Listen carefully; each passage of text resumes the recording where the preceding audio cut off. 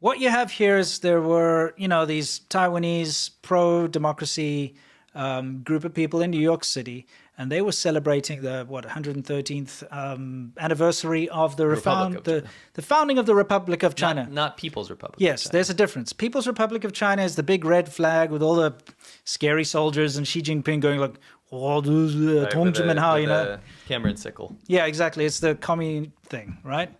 The People's Republic of China is the bad one.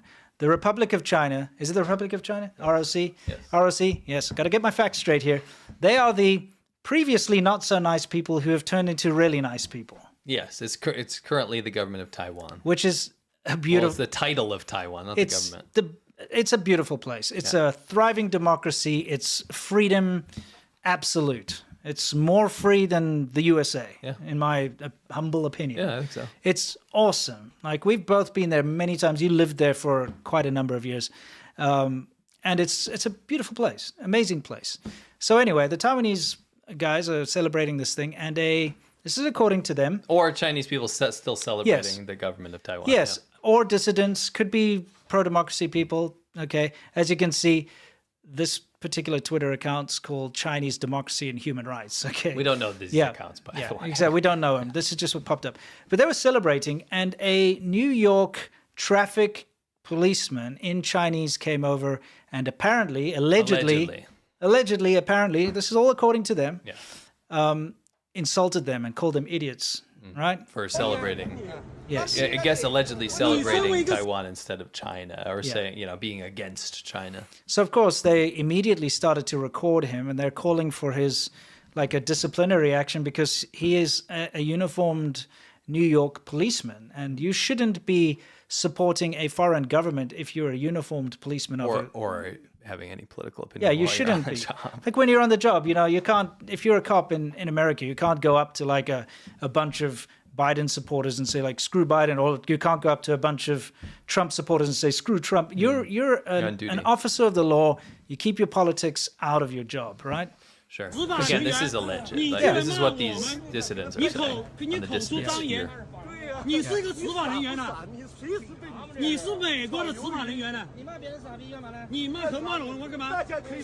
They're asking, are you American, or where are you? What kind of a person? What nationality are you? Why did you insult us? Anyway, he does reply to them in Chinese, so he is Chinese speaking. You can see in the clip. If it's true that he is, politically attacking these people, that's not okay. All right. Again, this is alleged. Who knows? But this is currently in the dissident sphere. This is being spread around a lot. Yeah. I would like to show you this. This is Anthony Blinken says he condemns China's dangerous and unlawful moves in the South China Sea. I want to give people a recap and just show a little clip here. Okay. What kind of dangerous moves are we talking about here? We remain concerned about China's increasingly dangerous and unlawful actions in the South and East China Seas, which have injured people, harmed vessels from ASEAN nations, and contradict commitments to peaceful resolution of disputes.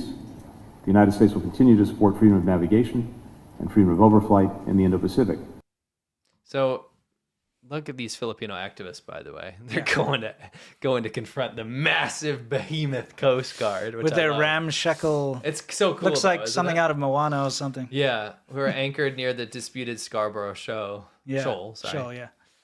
Both China and Philippines claim this area is their own. I want to show you what... there's a good clip from China. We're patrolling the seas under the jurisdiction of...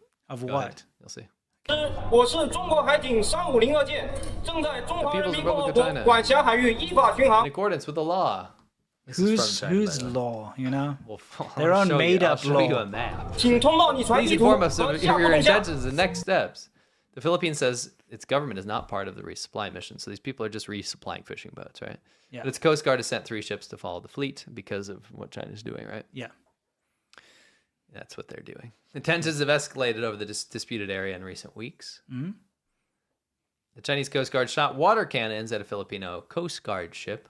Mm-hmm. They rammed them too. And top official called for the expulsion of Chinese diplomats after a private call with the Philippine admiral was leaked. Mm-hmm. The Scarborough Shoal is within the Philippines' exclusive economic zone. It's in the Philippines. Yep. The China's Coast Guard effectively took control of the area in 2012. Yeah, they just turned up and they're like, Crap, this I is didn't have ours the now. map in there. You have to understand how insanely far away this is Yes, from China. very far away from China, but they just turned up and they're like, this is ours. This little glimpse into what China is doing to expand its presence in the South China Sea is terrifying. Don't you just love the way they keep saying, "Oh, we're peaceful. We don't start disputes or anything," but We they just just go into other literally go and territories. like conquer a territory without pretending like it's always been theirs. And because you can't be the violent aggressor if it was always yours from the beginning. It's kind of like a thief who steals, like, a schoolyard thief steals another child's toy. And when the child complains, they're like, no, this was mine Yeah. from the beginning. Yeah. And then the child's like, no, my dad gave that to me. And they're like, no, it's mine. And then the teacher goes, oh, I guess it was his. Yeah, I guess it was From the the bullies beginning. from the beginning. All right. That's what's happening It's kind with of China. that's a great analogy. That's what they're doing. Yeah. Because they are little schoolyard bullies, really. This is fantastic. I was reading this article from Semaphore, great publication actually. Rahm Emanuel, the U.S. ambassador to Japan, and a longtime Democratic politician, says his country should apply lessons from the Cold War to its global competition with China. So this is actually a really good article. It said there's a lot of bump and grind in the 70-year period of the Cold War. But I would say to you that our economic statecraft, our political statecraft, talking about America, our security statecraft was more aligned and more integrated than we are today. He told Semaphore in a phone interview. While he resisted the notion that the U.S. is in a Cold War with China, he added, I think there are lessons to be drawn from the Cold War of how you create coherence to your deterrence. He insisted he's also not calling for an Asian NATO. However, that's an issue that's an idea that has been raised by the new Japanese Prime Minister, Shigeru Ishiba.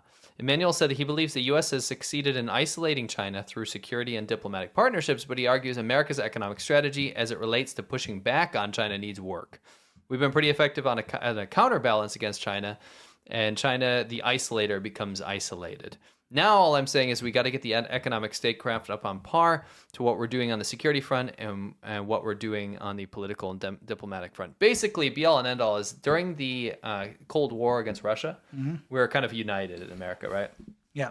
In our strategy, and that's why we came out as the victor. I mean, very, very clear victor of the Cold War, right? Sure. Russia was obliterated in the Soviet Union. Economically, right? yeah.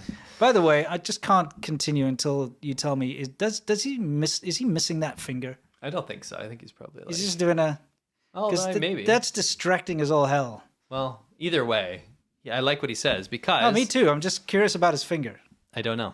I will say this, though. I love what he was saying about we need to come together on other fronts to combat China in this front, because what we've been doing is working. Yes. Absolutely. It's isolating China. Absolutely. When Which they're is being what they do. belligerent bullies, right? Yeah. But it needs to be on every single front. So I Agreed. just said it was worth a read. Okay, so you've linked that Yes, article it's below? down below. This is entertainment. Both of them look supremely entertained.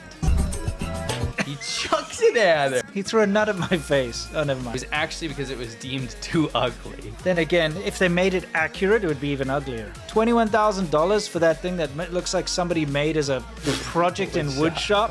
What is he wearing? Yeah, and stockings. That's like a fleur de puke. You know what I mean? It's literally like a French nobleman threw up and then they like, you know what I'm saying? What on earth is going on? That's like weird, dude. Bury the dog in your backyard, yes, but to make a pillow out of its skin? That's horrendous. No. Are you not entertained?